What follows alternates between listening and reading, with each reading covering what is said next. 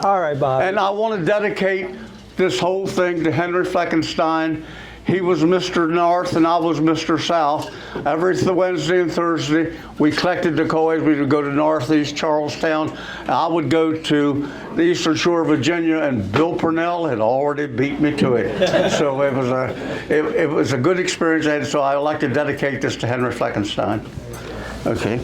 All right, Bobby. Well, you told me that the first decoys that you bought or you collected were decoys that you hunted with. All I used was hunting decoys. In 1949, my brother went to Sears and Roebuck's and bought a Evinrude engine for $187. They also had Evinrude boats, were $200 and some, but my grandmother would not let Billy spend any money because we cut grass all summer to get a Elgin outboard, so in summertime we could go into all the creeks and everything where we could steal decoys from the blinds, and so that's my experience. Okay, what else did we saw? What were some of the first decoys that you bought for resale, and who'd you buy them from? I'll tell you about that. But when we got in our Evinrude engines, and I had about 11-foot wooden skiff. We had a brand new engine. It was parked in front of the yacht club.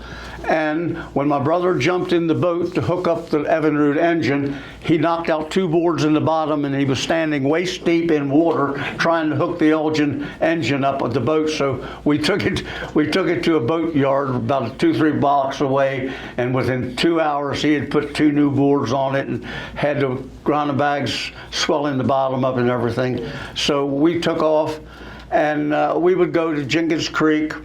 We would go to Dividing Creek, Bowling Brook, all the creeks, and we would go behind blinds.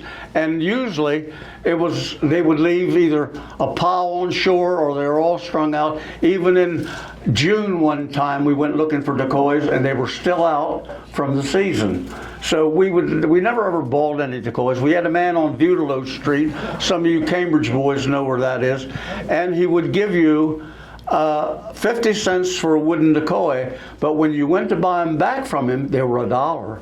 So we were very suspicious of the man, and so when we'd go in there, we'd manage to steal 2 or 3 when we bought 2 or 3. So that was my first start in decoys. Now you told me when you went in the Army that your grandmother sold your decoys. Henry Fleckenstein used to always argue. He said, I was collecting before you. I did this at Love Point. I did that at Love Point. I said, Henry, where in the hell is Love Point? Come to find out, it's right here on the Eastern Shore where the ferry boats used to anchor. And so I told him, I said, well, if I went in the Army in 54, in 1955, my grandmother sent me a brown envelope all wrapped up with $40 in it. And she said, some crazy kid come by here and gave me $40 cash for your 70 decoys. And so when I got out of the Army, I went to Smitty Rue and I said, Smitty, let me have those big fat jaws. They say the Ward brothers, real famous down to Chrisfield had. And he said, no, you can't have any. So we argued and fought. So basically, my biggest find behind blinds and everywhere was 6 fat jaws, which we didn't know what they were, and I found about 20 Jester black ducks, and I can't remember whether they were in original paint or repainted. Most certainly they were probably repainted. So that was my big find early when we had our Evinrude motor and we're hitting the shores. There were 6 acres of marsh outside of Cambridge, and all the boys would shoot there, and that's where the man would come in. We would go there and buy some decoys from him and everything. And that leads me up to the Orem swans that everybody wants to know about. Well, I would rather not talk about the Orem swans or the wards because there's too much to tell about them. But I shot over to 2 Orem swans. One of them I sold to Michael Hall and Julie in 1972 for $700. And that was the big Orem swan with a big neck like this, and it just sold for $300,000. I was a little late on that. So it was always a constant flow. When I was in 1949 or 50, I was in high school, and they had a restaurant named Dayton's, and Dayton's had a restaurant in Ocean City that I'm sure Bill knows about. And so they had everything that flew the bay by the Ward brothers. This was in 1949. Well, we all went there to get a roast beef sandwich and a Coca-Cola for 90 cents. And if you had 10 cents left over, you usually bought another Coke.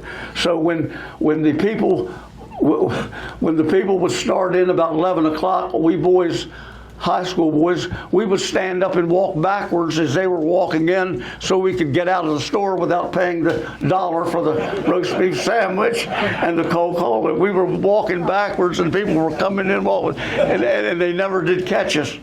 But other than that, it was always saying, I knew a lot about the Decoys when I was 13 years old. I knew about the Wards, and because my brother and I would start on Saturday mornings. He had a single barrel 410, I had a bullet rifle, and we would walk from the Cambridge Yacht Club, you people know where Cambridge is, and it was 8 miles around to Green Lawn Cemetery.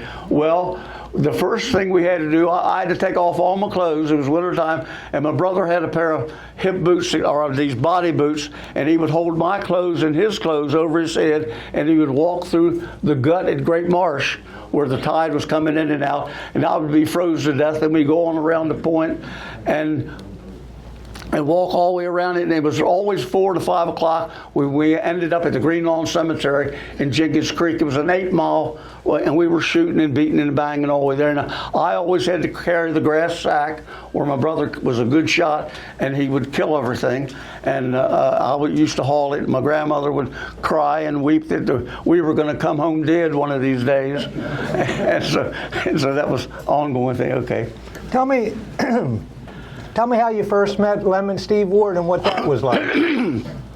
Well, in probably 1967 or 68, Smitty Rue said, I know the Wards. I said, well, I'd like to go down there, because Ronnie Rue was showing me about Decoys and everything. I said, I'd like to go down there. And so we went down there, and the first thing Smitty Rue did was grab Steve off the steps, put him over his shoulder, and start running around the yard. And Lem would holler, leave him alone, Smitty, leave him alone, you're going to kill him. And Steve only weighed about 95 pounds, and he'd put him down, and we'd go in the shop. And from then on, I started going down there on Saturdays, and I finally, one time, Lem did call me and say, Bobby, the county commissioner, Baker Robbins, has left a bird down here that I'm supposed to get $300 for. It's decorative. Said, you interested in it? I said, yes, I am. I'll be down there in 2 hours. So I jumped in the car and went down there. It was an hour and 5 minutes from my front door to the Chris field in front of Lem and Steve's, and I always took a shortcut through the cemetery, and it was a soldier. Lem and Steve called it the Soldier Boy graveyard, and Steve always used to say, Bob, is the Soldier Boy there? I said, yes, he is, Steve, and he asked for it. Steve was a World War I veteran. I used to say, yes, he is, Steve, and he asked for it. He said, that's not so. So that was my first experience. Then I started going down there probably once or twice at least a month for about 5 years, because I got in the habit. When Steve would call, Lem would call. Steve never talked on the phone.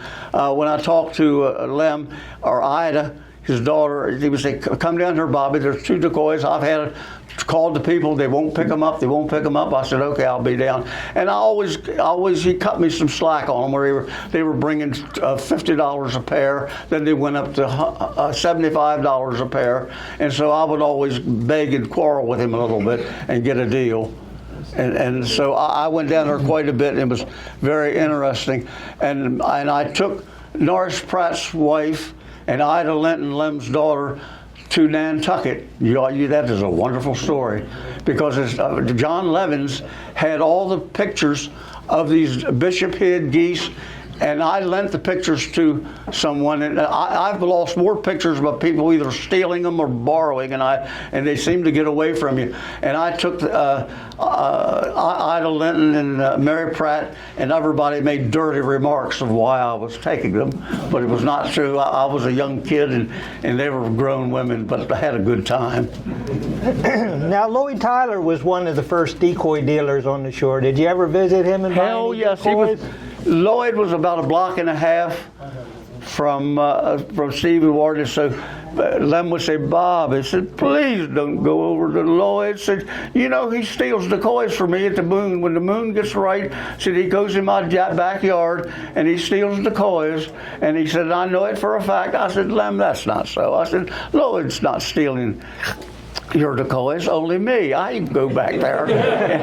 I'd go back there and get heads and bodies and all kinds of shit and would drag it home. And I never ever got to paint them. I would either sell the bodies for wood or get rid of them somehow. But it was a constant barrage of people going in to see the wards. They were quite important and famous back then.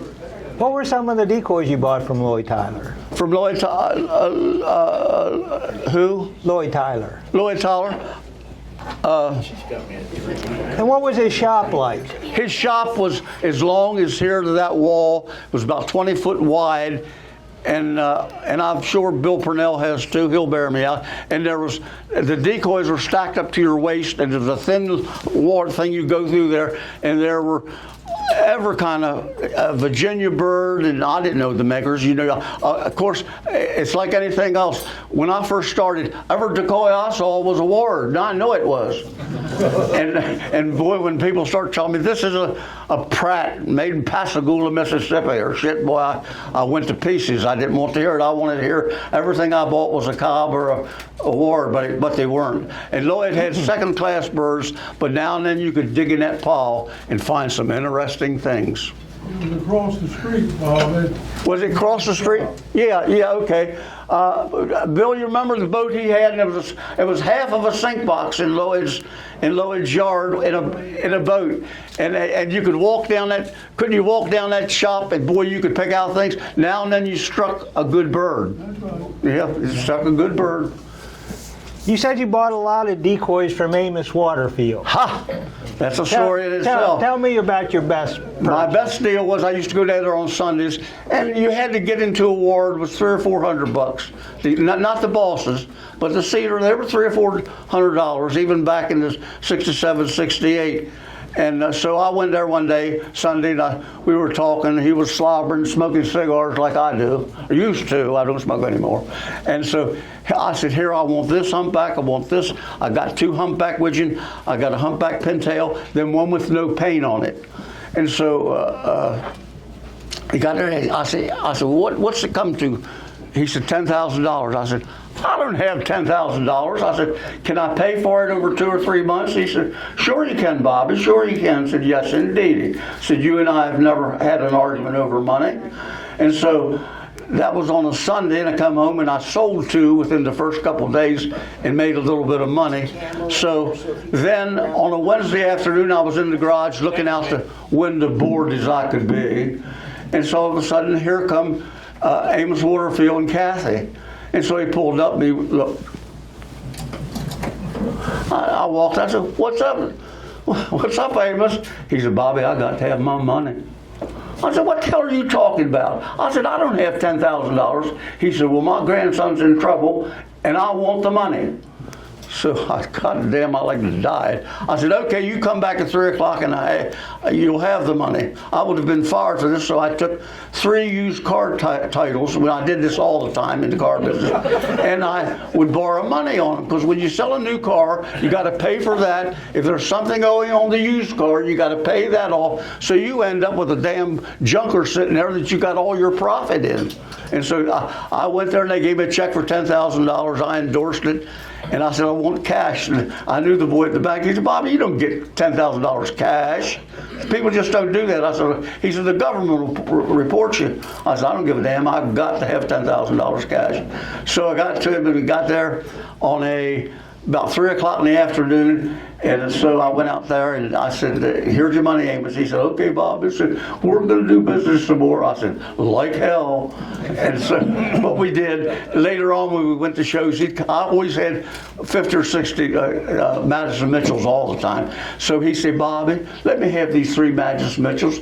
And I always gave him a big discount. And he would go sell them. And then the argument would start. He said, well, you said they were $70. Now you want $80. There's always, I said, said, Amos, I love you. That's why I'm not going to fool with you no more at a show, letting you sell decoys for me.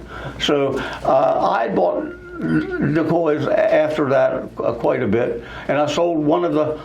Years later, I sold one of the original humpback widgets to Ronnie Gard in Dallas. And that's another story. I called her, let me finish out. Go ahead. So I called Ronnie. I said, Ronnie, do you know a guy named Billy Dillon? He said, yes, I do. He said, he's a friend of mine. I said, well, can't you get him to pay me $300? I said, I need the damn money. And so he said, oh, Bobby, what's he owe you $300? I said, sure, I can get him to pay you that. I said, that's no problem. I said, Ronnie, I really appreciate it. He said, after he pays me $500. So that went on and on. So you got into things, but I can honestly say in the 20, 30, 40 years that I sold decoys, I don't think I ever lost a dollar. Not a dollar. People will tell you stuff, but damn the most of the time, people who buy decoys are honest people. They're honest people, and I've never lost any money. How about you? Have you ever lost any money? Says the guy See? stealing decoys out of duck lines. Okay. Well, that's what it was. That's what we did. Now, you and Henry Fleckenstein did a lot of deals together. You said you all went to see Johnny Schaefer. John Schaefer has the Canal House in Chesapeake City, and the word on the street was he had a lot of decoys, but he was not going to sell any. Go as you may. He's not going to sell any. And they said he was a drinker. So at the time, I was a drinker. Henry was dry as a bone. So we went in there and we said, Mr. Schaefer, that's so and so. And he had a man sitting there with him. He looked like a sea captain from Great Britain. He had a hat on, white hair and everything. So John Schaefer said, you boys drink whiskey? And Henry said, yes, we do. So goddamn, I looked at Henry. So he went there and got 2 Dixie cups. And I bought a Coke on the way, and I was sipping on that and took it there.